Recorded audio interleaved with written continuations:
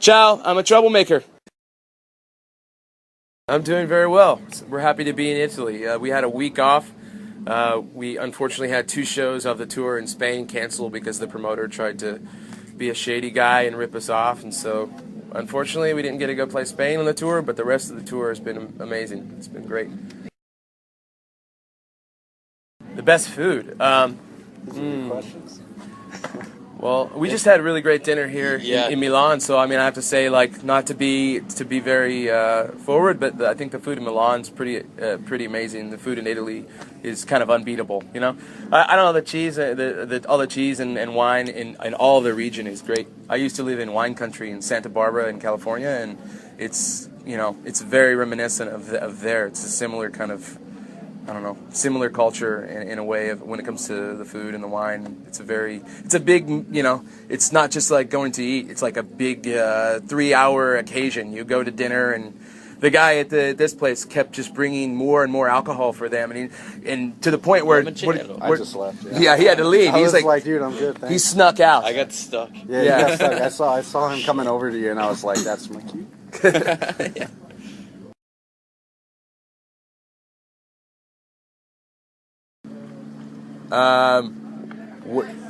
It's how do you know these things? That's the day our band gave our demo tape to the Vandals at a show in Cincinnati, Ohio. I went to see the band The Queers. They opened up for the Vandals. I had a big argument with my first wife that day, and if we wouldn't have had this big argument, I never would have went to see that concert. And my friend Jason, who I was playing music with at the time, he made a suggestion. He's like, hey, why don't you give your demo to the Vandals? Because I didn't really listen to the Vandals. I would just give my demo tapes to bands I would go see because I was looking for a drummer. There was like an advertisement in the cassette that said drummer wanted, contact me. And through that exchange, I was able to get our first album put on a label and move to California. So yeah, it's a big pivotal moment in my life, I guess.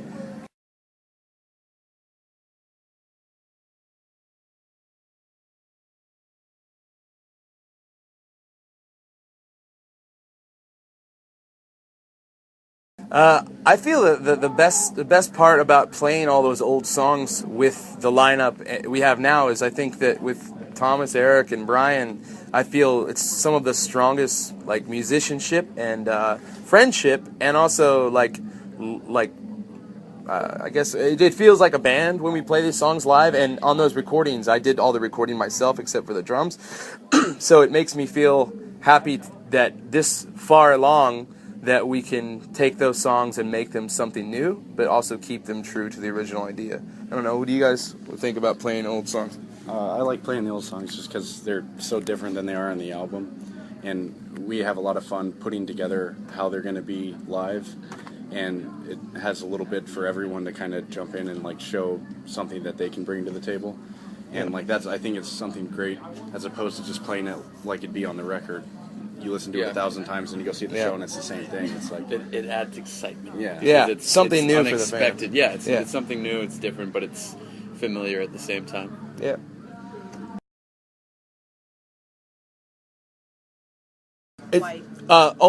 It's not. I like a lot of those songs. It's only because we haven't had time to go back and rehearse. Like Eric, he just joined the band playing drums like only last year. So now our goal is to take our time and go back and learn a few songs from that album. We rehearsed a few of the songs before we left for this tour, but I just don't think we had enough time to get them sounding good enough to perform live. But in the future, we'll definitely play some songs from Welcome the Night. I'm glad that people here in Italy like that album. I think in some countries that album was more accepted and than others. In America, I think people are a little bit more closed-minded. And, if you don't just do the same thing over and over again, people in America are just, fuck you guys. And I think that's not really fair, because I think good bands should evolve and continue to try new things and do what feels natural to them. I think for me, the bands that excite me are the ones that take chances, like Radiohead or, Jimmy World or, I don't know, whomever. There's a lot of rock bands out there that I like that do shit that differently every time. That's good.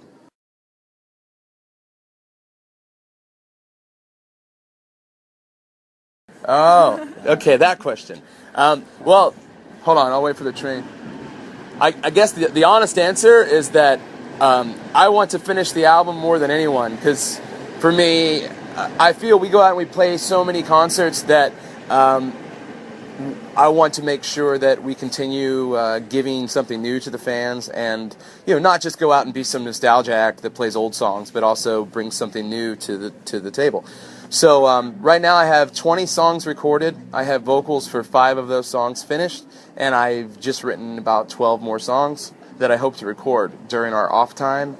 And I don't know, maybe try to finish some vocals for some of the songs. So in total, we have a lot of songs. It's just a matter of focusing and trying to finish enough for the record. But I think if you like the 4 songs we've released, the new songs on our Bandcamp, then you will like the rest of the album, because it's very cohesive and similar to all of the songs. Each one is different, but I mean it's same vibe and same feeling. So.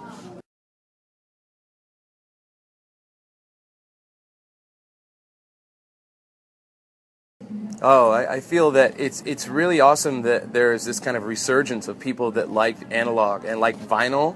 I mean, I don't know if it's the same in Italy, but I mean, a lot of people in America have started to kind of go back and embrace the old technology and go and collect albums, and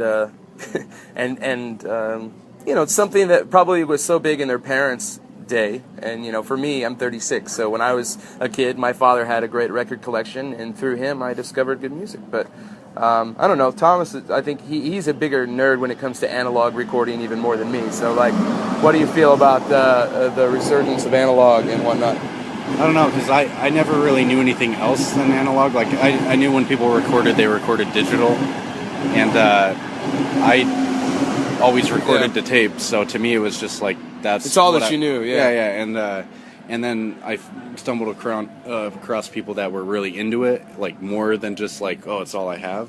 Yeah. And so I was like, well, maybe there's more to this. I think it's the same for girls, maybe with embracing retro fashion, or going back and taking fashion from the 60s or the 50s or the 70s and making it your own.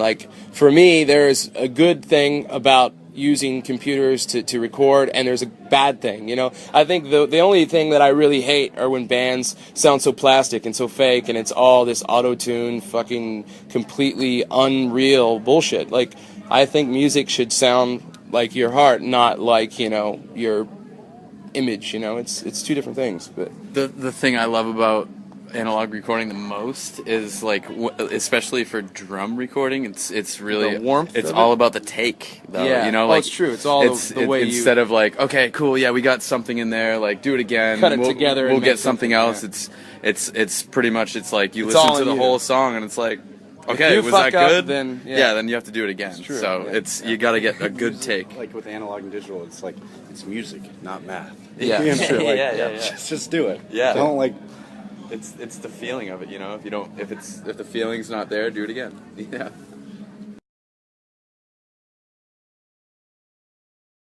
I think the pros are, it's much easier to get your music out to a large amount of people, but obviously the cons of social media and this digital era are that I think too many people go to concerts and they stand there with a camera and they don't bother actually try to take in the moment and enjoy the moment, but they rather just spend their time recording the show, or they spend their time on their phones blogging about things. I think there's a balance. I'm all for people having a blog, or people using Facebook to promote something, but the downside to it, in addition, is that now there's so much music out there in your face all the time that people don't seem to care as much. It's not as important to people, It's like spam, everyone's always promoting something, or it's become diluted. Yeah. It's not like it's too in the 70s where if there was a touring band, it was oh shit, you guys tour, and oh, you have a record, now it's anyone out there have a can record, and it's so there's so much more to filter through to find actual genuine good music. Yeah.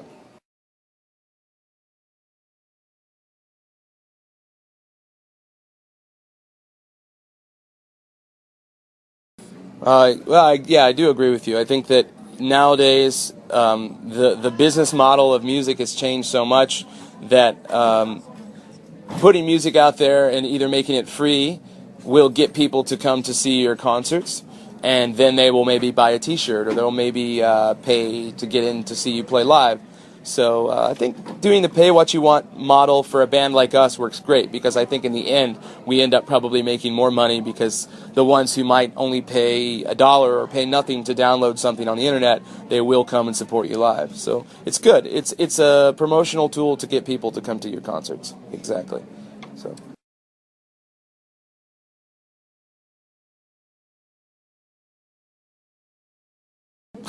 Those are very obscure requests, and only not so much because I don't like them, just because they were songs that I think the other three guys don't know. If it's a song that we've rehearsed and everybody knows collectively, then we probably already play it in our set, because right now with the four of us we probably only have a set worth of material, and we try to play every song that we know. But when we have some more time to rehearse, then we'll add a bunch of more obscure songs. But if it's like my acoustic shows, I like sometimes to take big chances and play some crazy old song that I haven't played in maybe 10 years, because it's fun. It's a fun challenge, and I might fuck up in front of a bunch of people, but at least I tried, and I enjoy that sometimes. It's a very naked feeling, you know. It's like going into class in school or something and reciting like some big something you haven't rehearsed, you know. But sometimes that's a lot of fun, you know. So.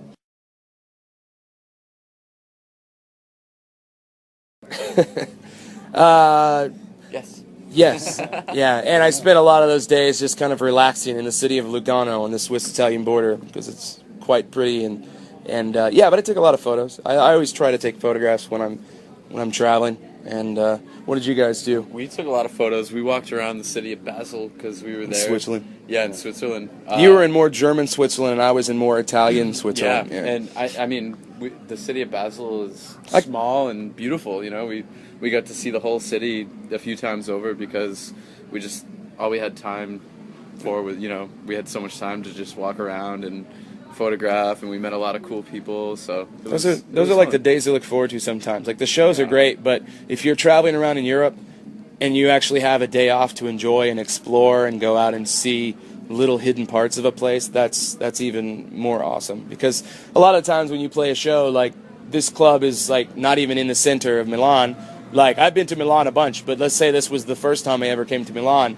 Most of what I would see is like here and there.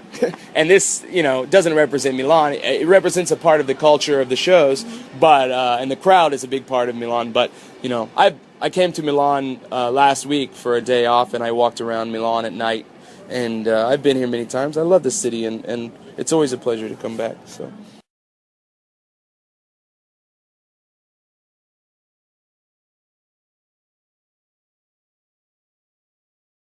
Well, I always wonder if that was like the same time, but yeah, when one time, if he's talking about the same time, maybe he's talking about a different one. But I think anytime in a band, when you're growing up and you're young and you're on the road, you gotta at least have one or two nights where you you know, have fun, crazy stories where you like destroy a hotel room at least once or twice. I don't believe in being a rock star. I think that's kind of like nothing to do with our band, but.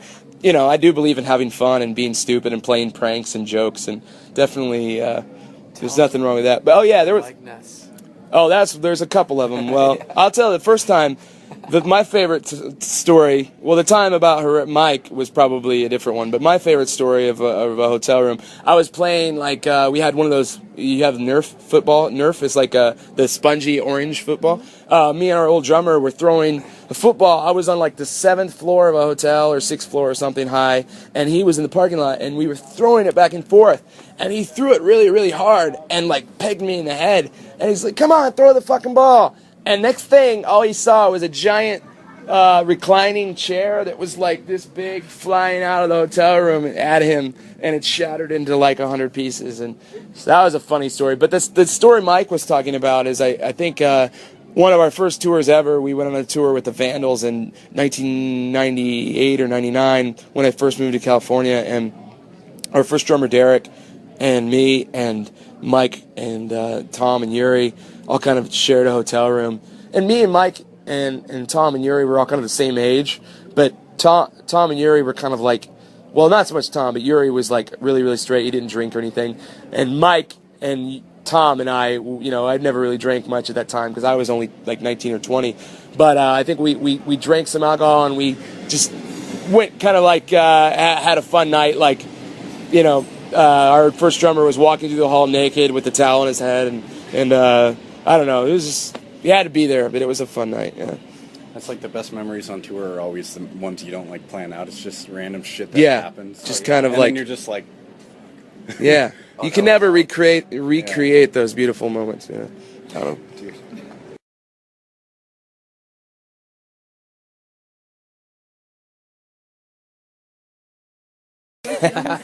I think that's a really, really good example. Yeah, yeah. Yeah, because it was like, you know, kind of like going back to a place in your life that you haven't been in a long time, and it felt so familiar and so natural, like you just picked up where you left off. So like making love to an old girlfriend that you got along with really well, and, you know, you got back together and you're like, it just clicked again. Yeah, it was really fun. It was like, you know, the only downside to that is like Mike, our old bass player, didn't get to hang out a lot because he was out traveling with his daughter and his fiance or wife, his wife now. So yeah, that was kind of hard. I wish he would have been able to hang out a bit more. But yeah, it's cool to be able to like go back and see him for the first time in like 6 or 7 years and just, you know, have him hit it off with everybody now, because that was the most rewarding for me, to like, you know, have everybody get along. What'd you say? You know what I can say that it was also like, you know, we're new couple, and yeah, you know, and I met your ex. And you approved. Your ex lover, and you know, it was like, hey, this is so homoerotic. It's crazy. Mike's like really cool, man. Like, I really like that guy. I see why it worked for so many years. Yeah. Anyway, we've lost him. What do you think about eggs?